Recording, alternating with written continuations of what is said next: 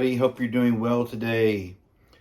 Wanted to do a semi-short video today just on some scenarios, some likely pathways that we have looking at us in the future here currently with what's going on and what a lot of folks perceive to be in the future regarding various nefarious actions, whether it be a pandemic or conflict with other nations, and or the good old Charlie whiskey here in the good old United States. But I see it, there's three different pathways that I see for the country, for the people, and this probably resonates throughout the world the same way. And so I'll take a piece from Dan Bongino, who says, the number one rule in life is to don't get dead, And I sort of totally agree with that, because a lot of what's happening seems to be geared toward elimination of we the people.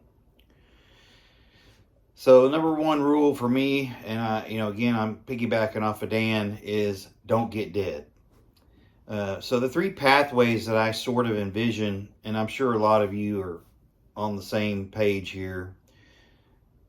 One is independence, right? Being independent from the government or any type of entity that seems to know what's best for you and wants to control your life.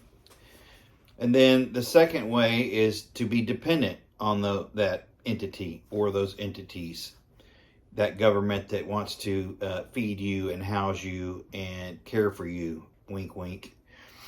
And then, of course, the third path is just DEAD, dead. So you're either going to be independent, dependent, or dead.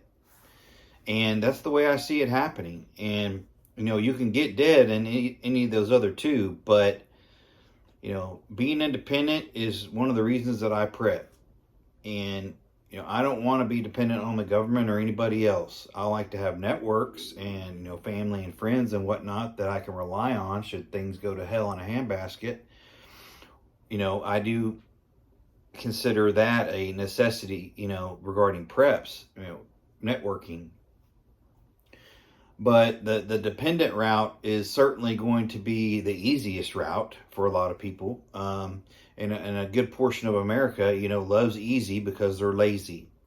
Now, again, some people are unable to be independent because of their disability and whatnot, financial, woes and, their situation regarding money and economics.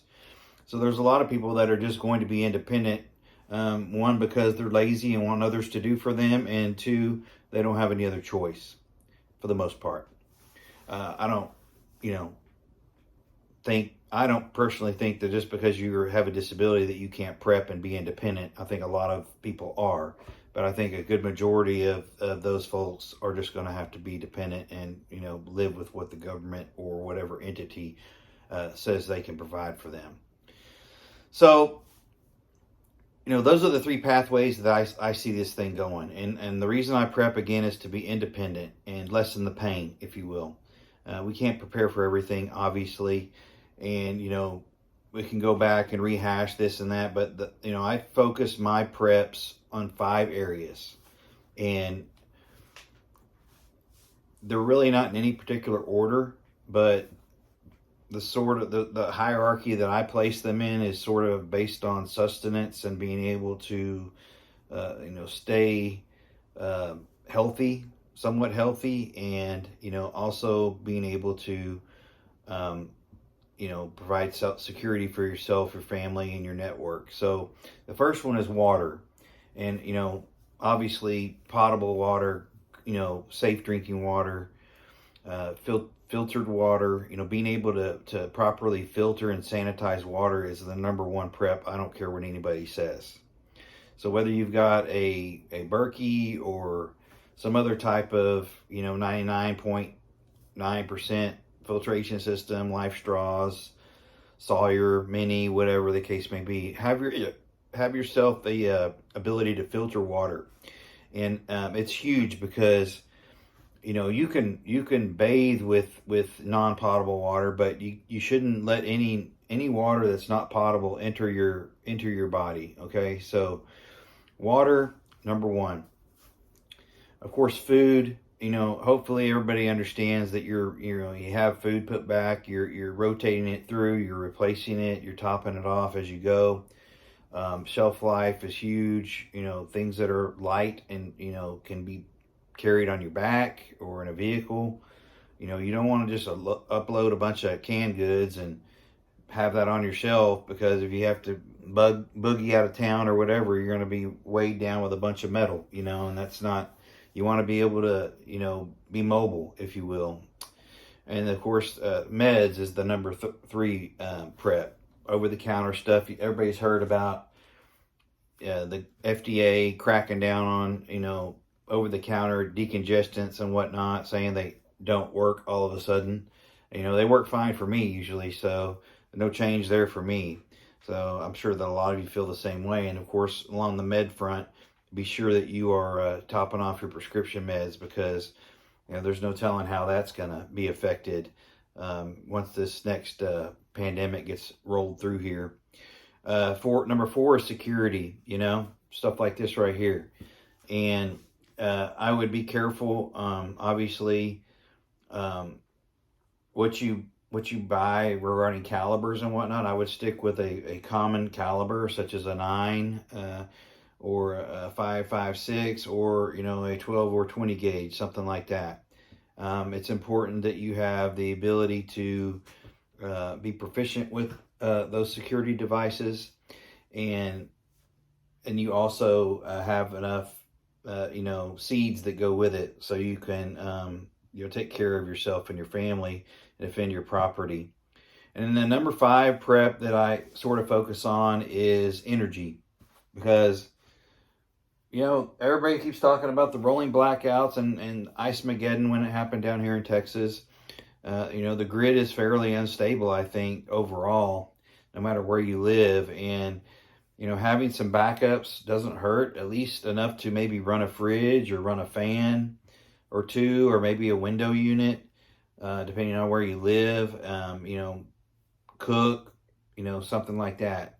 But, I think those 5 if you can stay within those 5 and keep balanced, you can have a pretty good chance of lessening the pain from what's coming.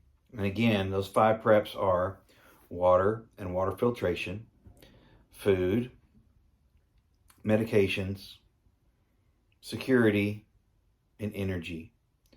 And I think, again, if you stay within those 5 realms, if you will, try to make good budgetary decisions, try to be balanced, I think you've got a pretty good chance of, again, being more comfortable than others. And so remember the first rule: don't get dead.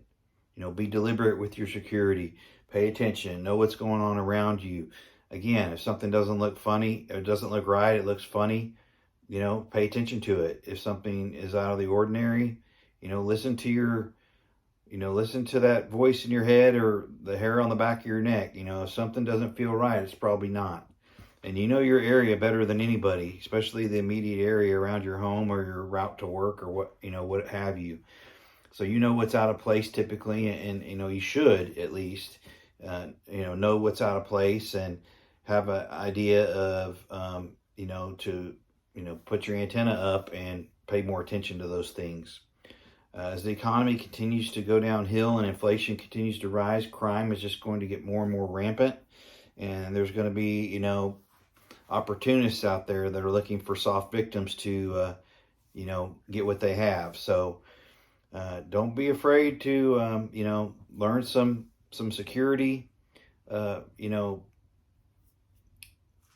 ideas, and be able to implement those and make sure that you're safe. When you're traveling in a vehicle, lock your doors. When you're going out to your car to get into it, to go to work, when you have a garage door, go ahead and get inside your car, then open the garage door with your remote. And, that way you have a sphere of security around you at all times.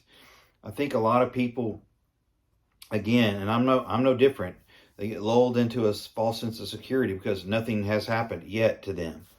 And I'm seeing a lot of homeless in places that I didn't used to see them. I'm seeing a lot of poor people sleeping in vehicles because, you know, that's all they got, the only choice they have. And so again, as the economy continues to go downhill, I think you're going to see more desperation.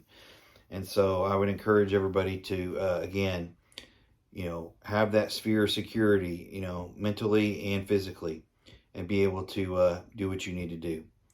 So with that, everybody keep prepping, stack it deep, and always remember, long live the Republic.